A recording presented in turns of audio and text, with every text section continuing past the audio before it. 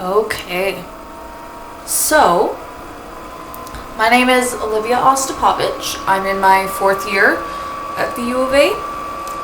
My apologies if you can hear the fan for my computer going. The computer just is not cooperating. So, for my response, I chose to build a classroom in The Sims 4, which is a real-life simulation game. And I felt that it was important to actually partake in the process of designing a physical classroom in order to get a better grasp on decisions that teachers need to make in their class. So, if we go in,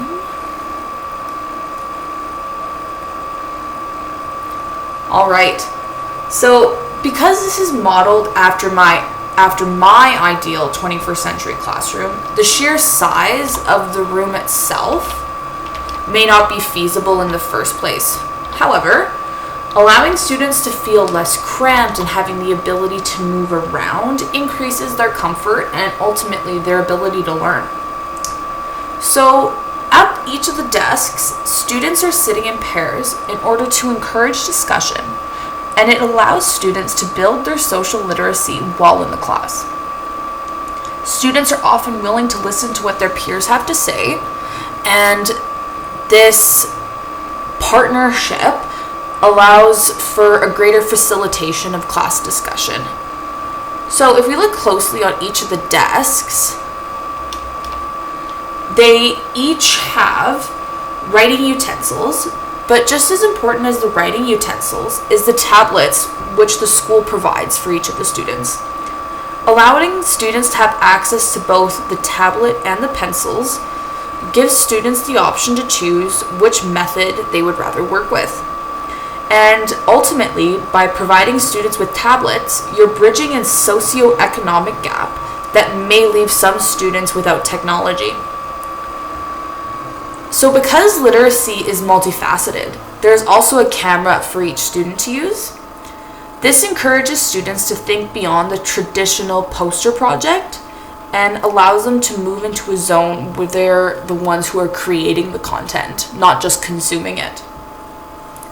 So if we spin around here, spun around the long way, at the front of the class is an interactive screen where I can present what is going to be covered that day in class. And it's important for the screen to be interactive because it allows the students to become part of the teaching process. You can have students come to the board to write down answers or present content to their peers. So I'm a social studies major and a biology minor, and I have put a small science demonstration area in front of the classroom. This is because demonstrations in the realm of science really allow students to visualize concepts that they are learning in class, and they have the ability to actually interact with the material that's being used. So, if we look over at the far side of the class, we see 4 desktop stations which allows students to work with an actual computer. And these aren't paired up so that students have a place to work from individually if they just want to have a little bit of a break.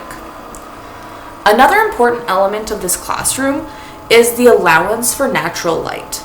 Classrooms often have minimal windows and fluorescent lighting. By opening up the windows with a view to a green space, it brings a natural element to the classroom and it just brightens the whole room. And I know for myself, if I'm around natural light, I just feel better.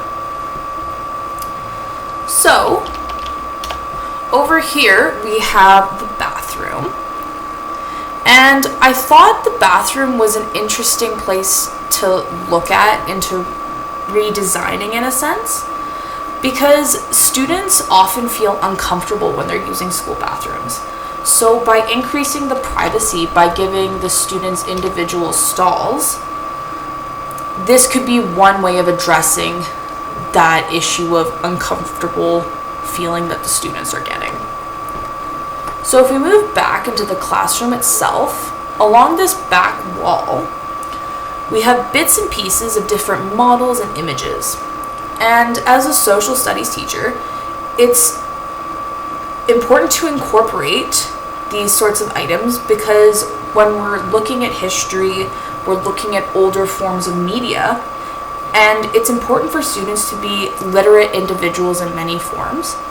And the literacy that they get from interacting with pieces such as a map over here or any kind of model increases that literacy of the students. So, over in this corner of the classroom, I have my desk, which next to my desk is posters of students' work up at the top. And there are 2 bulletin boards on the far side dedicated to current events. So the posters are important to include because you're displaying the students' work and they feel a sense of pride when they see their work being displayed. By having these 2 bulletin boards focused on current events, you emphasize the importance of keeping up to date with what's going on in the world.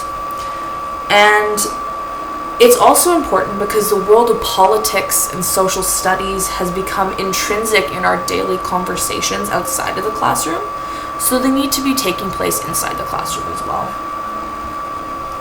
So 2 of the more dynamic elements of the classroom involve the treadmill and the fish tank. So the treadmill is an idea that I borrowed from elementary school settings where students are increasingly being given opportunities to move about as they learn. It engages students in a different way and helps that individual use their energy in a productive manner. So if we go back to the front of the class, we see here the fish tank. The fish tank is an important element of the classroom as it can be a tool for building responsibility within themselves, and as students become more responsible in the classroom, they can take care of a fish. That level of responsibility really translates into their communities, which helps to build a well-rounded individual. So this is my whole classroom, and I will also be submitting the write-up portion with my first response. So thank you so much for watching, and